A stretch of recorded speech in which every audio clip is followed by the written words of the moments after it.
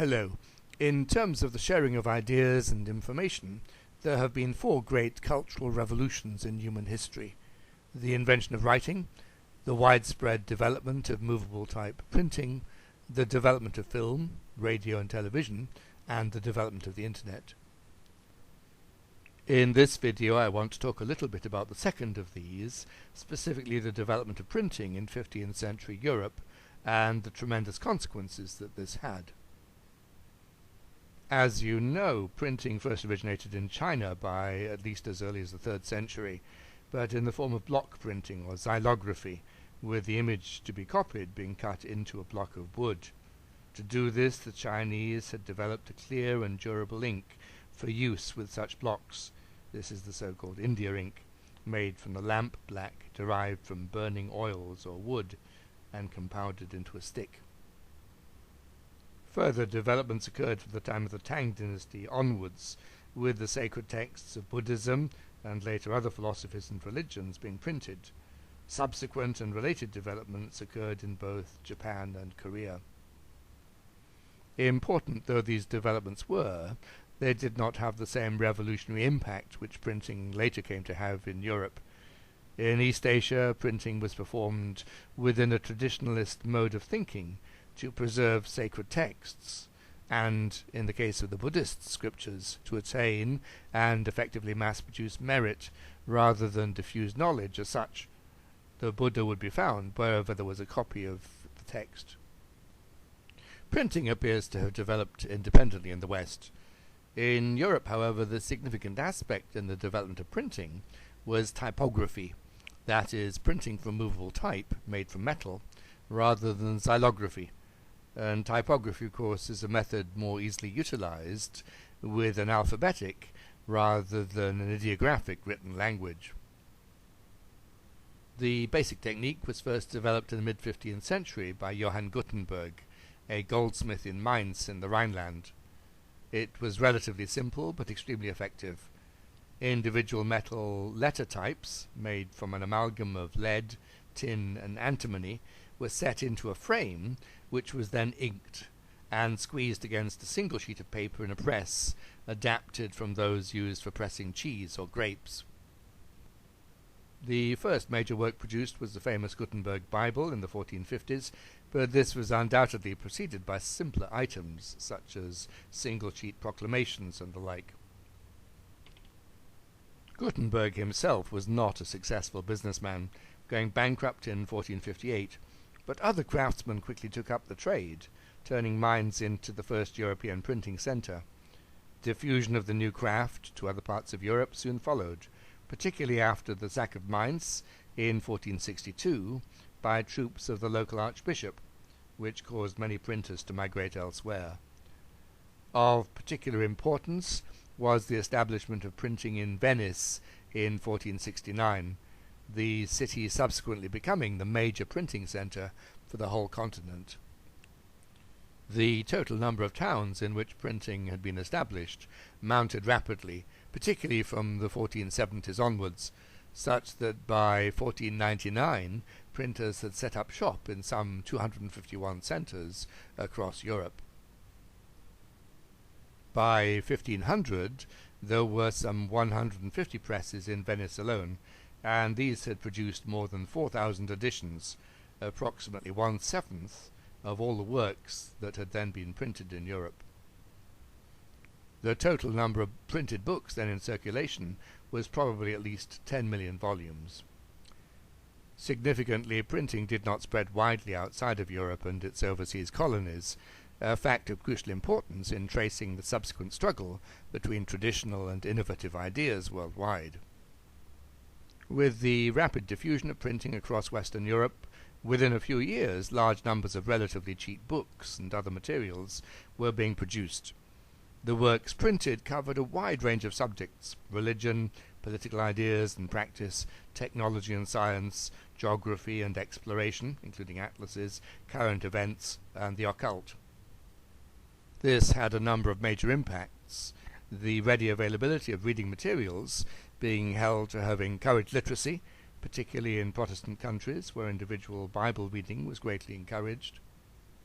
led to a wider diffusion of ideas, as an author's views could be quickly circulated throughout Europe, caused the popularization of knowledge, including the production of news sheets and the like, which could be accessed by the semi-literate and could be read to the illiterate, promoted the development of national languages, and promoted a more critical approach to texts, mistakes and contradictions being more easily seen and corrected. Mistakes in manuscripts might not be spotted, and when manuscripts were recopied, errors could sometimes creep in. Let me say a little more about the development of national languages. Prior to the development of printing, each major district in a country often had its own distinctive dialect, which was frequently more or less incomprehensible to the speakers of other dialects of the same language. The small number of people who could read and write were generally literate in Latin, the second language of all educated Europeans, and a language of religion and law. There were already manuscript works of vernacular literature in some languages, but they were limited in number, and in some countries a particular dialect had emerged as the language of the court.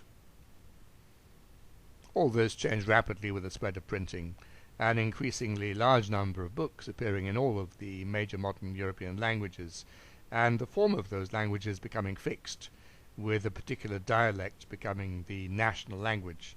For example, Parisian Court French, London Court English, official Saxon High German. Printing also had a major impact on scholarship. The introduction of printing made studying a book much easier, not just in terms of access and possible ownership, but also in terms of the format and organization of the book itself. This included the establishment of standard editions of texts, clearly attributed authorship and publication details, pagination, title pages, tables of contents, chapter divisions, and indexes, all of which made use of and reference to a work considerably easier. Again, the modern italic font was developed so as both to make reading easier and to be able to fit more words onto the page of the new easily portable octavo-sized editions. That's about 9 by 6 inches. Lists of published books were also printed, and serious thought began to be given to systems of library organization and cataloging.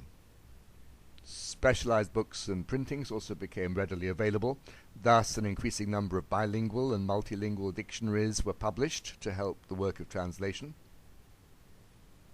One particular area of scholarship, which was greatly enhanced by the spread of printing, was the study of classical, that is, Latin and Greek literature, history, and philosophy, with printings of all the available major works becoming commonplace, often both in the original language and in various of the European vernaculars. Again, biblical scholarship was enhanced by the appearance of printed Bibles, including polyglot editions with copious notes.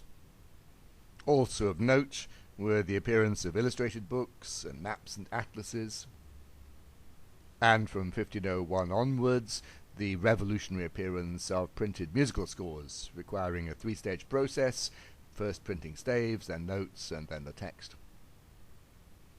Of enormous social and political import, printing enabled new ideas to be rapidly circulated amongst the reading public, and disagreements between different authors to become more readily known. Within Europe, printing easily fueled religious and political disputes, with the development of propaganda to promote particular causes. It also facilitated the spread of whole bodies of new ideas, notably in the Reformation and the Scientific Revolution. The circulation of this mass of printed material posed particular problems for those who sought to control the spread of ideas. Quite clearly, printing had a potential to subvert established tradition, and whilst European leaders did not try to prevent the spread of printing, unlike leaders in the Islamic world, many tried to control it through the introduction of censorship and the compulsory licensing of printers. The most comprehensive system of control was that introduced by the Roman Catholic Church, with threats of penalties for the printing or reading of heretical texts, the banning of the printing of unauthorized works, and the publication of an increasingly comprehensive list of banned works. National governments also began to introduce systems of licensing for publication, as well as bans on particular books, including the death penalty in some cases for the possession of particular books. Marked differences also emerged between different states, a division developing between those countries in which authors were relatively free to publish what they wanted, and those in which they were not. A divide began to open up between what we might now describe as liberal and reactionary parts of Europe. Finally, let me note that printing was one factor in the development of all three of the major intellectual movements of early modern Europe, that is, the Renaissance, the Reformation, and the Scientific Revolution. I will talk about these separately in other videos. Thank you for listening.